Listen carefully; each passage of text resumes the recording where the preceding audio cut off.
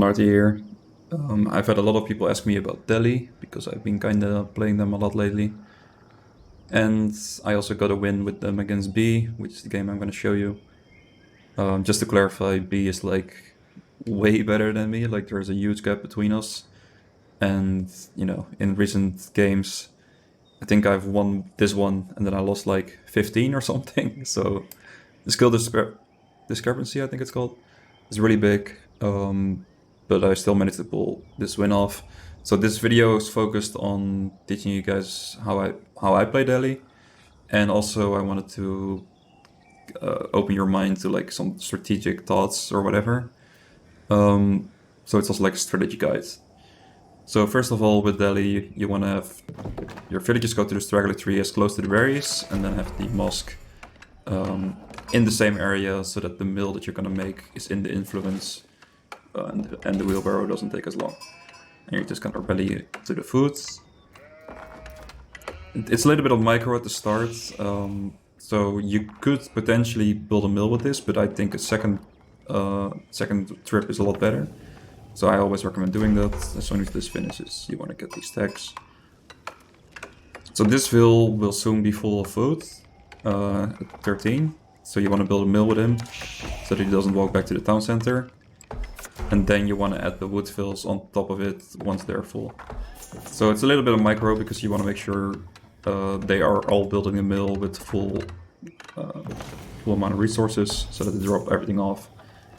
And now we're sitting at 100 wood, and we have 8 on food, and now I like to ready onto the wood. Because one fill on wood, you can get your forestry going, it's not that important, it's not that relevant of an upgrade. And after that I like to ready onto the gold. I think this is really nice to have the one fill on wood already, I really recommend this. Instead of just rallying onto the gold straight away. This doesn't really change your range up time at all. But the lumber camp's already done, you can get forestry, like I said. It's just nice. Alright, so while this is going on, I'm just gonna rally onto gold now, getting attacks. You also, like, for most people at most skills levels, you probably don't know your opponent. But when you do know your opponent, it's also nice to think about what's his style, what should I do, what should I focus on. So in this case I'm playing against B. Like I said, he's a lot better, but like what makes him good? Well, he's gonna do a lot of raiding, so I need to be careful with my vills a lot. He's really good at raiding. And I try to figure out how can I actually beat this guy. But we'll get more into that as the game goes on. So don't pay attention to anything of the information we see about B, because this is the information that we have as a player. We don't know his resources, but like this is the observer mode. But let's just pretend like we don't see anything. We don't know anything. So just play this from our line of sight. Alright, so once I got the gold to age up, I guess my resources are only here. So now I could drop off the gold and have enough gold. And then I'm gonna build it with 4 fills off of food, and I rallied 1 more onto food so that I continue to have 5 on food. And I can build it with 4, and then I just rally onto the wood. Meanwhile, my scout should now start thinking about checking in on what he's doing. Is he on stone? Is he going second DC straight away? He's Abbasid after all. Or is he gonna start with a stable and only then go for the second DC? Against Abbasid, they're never gonna stay on 1 DC. But yeah, this is where I want to get some scouting information. And we're just doing our build stuff, which means continue rallying onto wood. So 3 fills on gold is a little bit too much for scholar production when you go Dome of Fate. But 2 fills isn't enough. So what I like to do is keep 3 on gold for a while, save up a little bit of gold, get a little bit of a gold bank, about 100 or something. I think this is probably where I should start thinking about pulling 1 off. And that means that, so the scholars cost 90 gold, 2 vills produce like, I don't know, probably 80 or something, so it's just barely not enough. So we have a bit of a reserve, and we can keep scholar production going with 2 vills and gold, and then getting the sacred sites, we'll increase our gold gain again. so that we don't no longer need a reserve. Okay, so this is where I pull off a fill. I think this is about a nice timing. And I make a barrack straight away. I really like doing this in almost every Delhi matchup. I don't do it against English, but basically all the other matchups I would go for barracks during H-up. It's the only production building that you can make during H-up, and the pikes are really useful to start building walls around the sacred sites. And we're also getting scouting information that he's going stable, so that works out perfectly. Okay, so as soon as you age, there's a lot of things you want to do. Scholar production, you want to get your horticulture, get sanctity, woodcutting upgrade, mining upgrades, and train pikes. So we continue to rally onto wood, because we want to build a lot of infrastructure, so we're just continuously rallying onto wood. And now we have enough wood for another production building.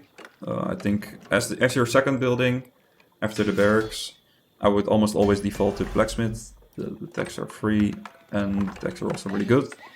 One tech in particular is just really important in every game you play, which is the ranged armor. So I'm gonna get myself the blacksmith to get that ranged armor. As we see, he's making horsemen, he's onto stone, so he's going for a second DC.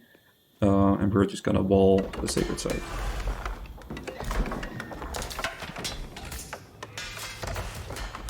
And then I should get this first, yes, okay.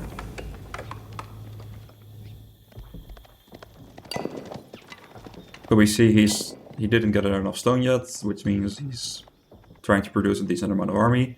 And he's added a range, which means my pikes can get countered by camel archers now. And this is where I want to have like a question about strategy, which is, what building do you add? Do you add... so there's three options. Barracks we already have. So we could either add a blacksmith to get even more attacks going. You could drop a stable to get horsemen going, or you could make an archery range to get archers going. And in the meantime, we're walling off this sacred site. So, you know, ask yourself in this matchup, what do you want to make? And then I will give you the answer in like a few seconds. I'll give you some time to think about it. Okay, so if you go stable, that means that he can go spear and camel archers, for example. And with the problem that I have with going spear horseman as Delhi here, which is what a lot of people do, right? Like, it's traditional comp to go spear horseman. It's, you want to win this matchup eventually, obviously. But so let's talk about this matchup for a bit. So as Delhi, you're gonna get the sacred sites for extra gold income, but he's gonna have a fill advantage. You're gonna have free tax, so your eco evens out a little bit. Like, you have free tax and gold generation, he has extra fills, eco's about the same. But the longer that goes, there's not gonna be like 10 sacred sites, and his fill advantage is gonna continue to increase. So slowly as Delhi, you're gonna be on a timer to finish this game. And to finish this game, I need to be in H3, because in H2 you can't really finish games anymore. Rams are useless, you know. You gotta hit H3 and then go for that finishing touch. So if I add horseman, then his reply should be spear camel archer. Then if I go H3, what do I make? Because I can't make men at arms, they get countered by camel archers. Can't go knights, he has spears. And from the range in H3, you can't produce anything useful to finish the game. So you're kind of in a really bad spot. So I believe that in this specific matchup, it's bad to go horseman here. Even though it's like the traditional composition of going spear horseman. Because if you go horseman, the comp that they're going to counter you with will counter you further down the road in H3, which is really important. So I almost always in this matchup go archery range. Then I have archers to counter the camel archers. And with the camel archers dying, or me being able to counter them, I can go into either knights. I also have archers to counter the spears in H3, or I can go into men at arms. And he doesn't have the camel archer mess to counter me. So unless you think like you're some god gamer that your raids are just so good, you're gonna have like 2 horsemen all over the map on all his berry patches. You're just that good. You can go horseman. But if you're like me, you're not that level. I recommend in this specific matchup to go archer range. And for example, when you're playing against French, I would go barracks into stable because he's gonna go knights and then he's gonna add archers to counter your pike, and then you need horsemen to counter his archers. If you go pike archer against French, it could be really difficult. So it depends a lot on the matchup, but in this matchup, I think this is important. Get your archery range going. Also, what I really like with Delhi, and which not everybody does, is just rally into your scholars into the mosque. Don't go for the double production. Yes, double production is nice, but the quicker attacks, like all these eco attacks, the blacksmith attacks, everything being faster, is a lot more valuable than double production. And you should be fine just living off this. And now I can rally my 4th scholar into the archer range since this one is already full. Okay, so he's here now with archers, so I had to pull back my pikes. And I'm just gonna try to wall this off as much as I can without losing my units. My scout should maybe get more information about is he going 3TC or is he just going 2. But I also like having my scout in the area to see whenever my pikes are gonna get shot at. So now I do double produce archers to catch up to his archer mass, and we're getting the attacks to ranged armor against the archers and the camel archers, and then also against TC fire, by the way. So I'm a little bit late here. Usually you want to pull out scholars just before the attack finishes. If you had like a good fight, and if you're like in a big advantage, just take all 3 of them out, send them to all 3 sides. So here, here. If I was playing some random on the ladder, that's what I probably would have done. But I'm playing against B. He's like, in my opinion, top 3 player in the game. If I'm gonna send it here without any army, without anything to protect it, I'm just gonna lose it. I'm not gonna get it. So I decided I'm gonna leave 1 inside and pull 2 out for these 2. I couldn't finish these walls because of the archers in the area, so I just decided I'm gonna wall this one and then come back to this one later.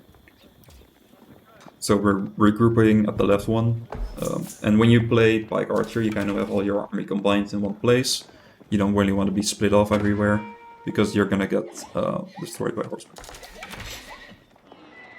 So I have 2 scholars here. I'm not just gonna send 1 in to die, so I'm just gonna take them 1 at a time, and I'm gonna wall this off. Also, with the Vils, I'm gonna pull them in the same spot as my army is, because then they can't be raided. So right now I'm sort of unraidable except for like my gold. But I'm pulling off of gold now. I'm gonna drop off this last gold to get 90 gold for 1 more production. And as soon as I've done that, I don't need to have any Vils in gold anymore, because I'm gonna get my gold automatically the sacred sites.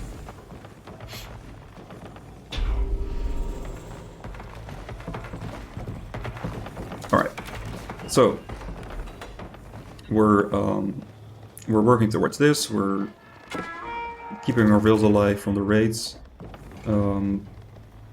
We're also, finishing off this wall. I had to pull back for a bit. I'm just gonna leave 1 pike to do that. And because of the Vils and the army being in the same spot, I couldn't be raided. And now that this is fully walled off, we want to work towards getting onto the second sacred site. The only thing that we should worry about when doing this is that our Vils will not be exposed. So this is like another tactical moment, like how do you deal with this? So my army here, my Vils are exposed, but if I leave my army here, I can take the site, and I want my Vils gathering, and I want to get the site both. So my conclusion was pull the Vils off of the berries, put them onto these berries, so that my army and my Vils are still in the same spot, and I still can be raided. Which is like a clever way around it, at least in my opinion. So I think that's what I'm gonna do. Or maybe I only do it once I see horsemen coming in and I wasn't on top of that game, my game that much. So I'm gonna try to get this sacred side now and wall it off. Yeah, so he comes in for a raid actually, and now I realize, okay, I should go here. I wall this off so my scholars can't go inside. But I realize, and I delete this wall for a second so they can enter. And I see the horsemen maybe gonna wrap around for a raid, but there's not really a lot of raiding to be done here. Okay, so we're gonna, just protect our sides. We want to have two sides completely walled off and not worry about the turtle. So now we're approaching the part of the game where we've acquired what we needed. We've gotten the two sacred sites. We've gotten a bit of an archery pike mess, mostly archers because we need to counter the camel archers in H3. And now we need to start thinking about, okay, how do we actually win this game? And to win this game, we need to be H3. So you need to start transitioning your vills off of wood. We're not going to produce as much anymore. So this is where I should slowly start considering maybe putting some on gold for a little bit of extra gold production, so that the sacred sites will slowly get me towards the third age, but I want to be a little bit quicker maybe, or I could start going onto food. But I still need a little bit of wood to get my infrastructure for once I hit H3. But this is where you want to start changing your units, or you could just start messing a lot more, which I'm doing in this case, putting two scholars inside, spend my res, gonna get push going, and then also transition onto food to start aging up. So he does his raiding stuff, so I leave a little bit of units at home. And I'm happy in the spot that I'm in. We do lack scouting information, we don't know if he's on 2TC or 3TC, but we have a nice army. I can start bringing my scholars now, and scholars are obviously overpowered. And you should also use your secondary mills to get your survival techniques, which in this game I forgot. So yeah, I don't go into these berries. I want to keep my vills grouped together, so I go into the hunt. So now we have a nice army, and it's basically, even without scouting information, this army right now could not be countered, no matter what he made. 6 scholars is just insane. And this is a nice amount of army to get a push going. And he's gonna continue to continuously look for raids. But we kind of went off of wood, and we're just gonna leave a little bit of pikes here. So my rally point is here. This is the only spot I can get raided in. So this will be like, as long as I have a couple pikes here, I should be able to counter his raiding army. And in the meantime, we're gonna work on this. So we just want our pikes to siege, we don't want it walk forward. Pikes siege, scholars heal them up, and meanwhile the archers try to pick off units. Preferably as many camel archers as you can, because once we hit H3, those are the most important units. The camel archers, as long as the camel archers are dead when we hit H3, that means that we're gonna win the game. Okay, so we're just picking up units and sieging with our pikes, and the scholars are tanking everything because they're broken. And for him it's a bit of a decision time, like, okay, do I actually want to defend this TC? Do I want to give it up? He's gonna have a Vil lead. I don't know if he's on 2TC and 3TC. If he is on 3TC, he might consider, okay, I'm just gonna give this TC up. It was a bit of, too forward, I can't hold it. But he could also commit trying to defend it. Especially if he's on 2TC, he needs to continue that advantage. But if he's on 3TC, he could give it up, I think. So we're picking up the camel archers. We're trying to siege as long as we can, but he really commits with his horsemen now, so we decide to start pulling off the pike soon, I think. But we try to siege as much as we can, and we're just picking off 3 units, and then we're going to age behind this. So he comes in for a raid on the wood line, but our vills already left this place. They're all here, AFK, with a couple of pikes to defend, like I mentioned earlier. And this raid doesn't really get anything done, maybe, because this vil. So we're just gonna age with the compound of the defender. It's really nice because when you go on a stone mine, you can drop 2 keeps because it's 1200 stone and the keeps cost 600. So I just really enjoy that landmark. In some matchups, I like to go the other one to get stronger knights and stuff. And meanwhile, we're doing a lot of damage here. We have our Scholar still being overpowered, Pike's trying to siege, and Post just trying to pick up as many units as we can. And we head up to the next stage here. So generally, when you hit like 3-bit Delhi, if you're playing like a calm matchup where you're not having that fight at the moment, you want to have one Scholar at every relic, and then bring them home as soon as you can. But since I'm fighting, I can't do that now. But we want to just get the attacks. I should cancel these and get ranged armor, yes. Okay, I'll do that straight away. It's really important. Herbal medicine and ranged armor are the two main upgrades that you want to be getting. And we have to pull back, but we keep our bows alive, which is the only unit we really care about. Pikes aren't that important anymore. Bows are necessary to counter camel archers, and we can just go full man-at-arms now. So I'm gonna add more barracks, and we have a Scholar inside our barracks as well. And he can't really commit to this. So our H-up is kind of going unpunished, but yeah, make sure to not forget your upgrades, just so like get it even when you're not mining, just get this. So yeah, get all these things. And then with your archery range, you want to get veteran archer. You don't want to use your archery range anymore. You just want to have your bowmess, like keep those alive. Really important to keep alive. Yeah, I'm gonna try to get the relics, but he's obviously trying to prevent that. Gonna speed it up a little bit, and we're just building a massive man-at-arms. And in the meantime, we're waiting on herbal medicine and ranged armor. Like I said, these are the only two important techs. It's all about those two techs, basically. We're gonna bring our entire army to grab the relics uncontested. He's gonna be here, but still don't have any bills on wood. We've used the wood that we needed. We're mining stone to potentially drop 2 keeps if we need to, and because we didn't need everything but food. We can see he's trying to protect that relic. We went up with a Scholar, but we saw it and we left. And now we're gonna push in. And our men-at-arms is gonna be our tanks, with the Scholars healing them. They can't die, except the Camel Archer mess, but we've reduced the Camel Archer mess to just 6 at the moment, 8 now. And we still have archers to counter them. We're gonna keep Rob as, like, you know, as telling him, like, okay, we really want to win this game here. He's putting out in Vils a lot because of the extra TCs. And we just have our archers, focus Camel Archers. As long as the Camel Archers die, we're winning this game. Just as long as the Camel Archer dead, the men-at-arms can't die. Impossible. Nothing counters them except the Camel Archers. So everything is dying here.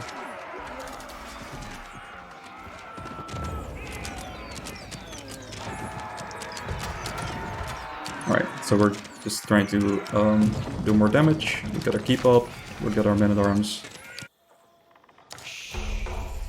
Herbal medicine is finishing, ranged armor is finishing, so then you can just tank everything that you want. We can start adding trebuchet. I want to get a second keep here on top of his production. Just healing up my things a little bit, bringing all the Scholars, bringing the men-at-arms. Still trying to get this relic, but he's denying it. So yeah, this is how you win this matchup, I believe. I think hitting this H3 timing and then just winning the game outright with the men-at-arms is the way to go. So yeah, I wanted to show you guys this game. Bit of a Delhi guide combined with some strategic thinking. And I hope you guys enjoyed it. And that will be all for now. So catch you in the next one. And yeah, if you have any questions about Delhi, just let me know. I think they're a lot of fun to play, and they can really punish like passive play, like DCs and everything. Like I think Delhi might be one of the best right now. Alright, see ya.